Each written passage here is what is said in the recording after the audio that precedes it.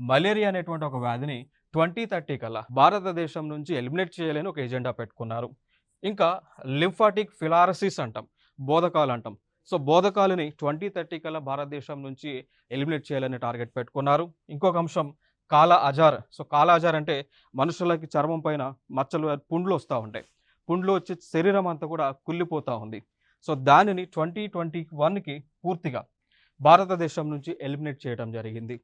Leprosy దాన్ని కుష్ఠవ్యాధి అంటాం. 2005లో eliminate చేశారు.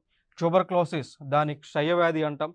సో, ఈ క్షయవ్యాధి అనేటువంటిది రాబోయేటువంటి 2025 కల్లా భారతదేశంలో ఎలిమినేట్ చేయాలి అని ఒక ఎజెండాని పెట్టుకున్నారు. దాని తర్వాత ఇంకొక వ్యాధి మశూచి. దానినే మనం స్మాల్ పాక్స్ అంటాం. సో, దీనిని భారతదేశం నుంచి 1980లో పూర్తిగా ఎలిమినేట్ చేయడం జరిగింది. తర్వాత పోలియో అనేటువంటి వైరస్, పోలియో వైరస్. ఈ పోలియో వైరస్ రావడం వల్ల మనకి అవయవాలు అనేటువంటివి వికలాంగులుగా అవుతా ఉంటారు. ఓకే. సో, ఇది 2014లో దీన్ని ఎలిమినేట్ చేశారు.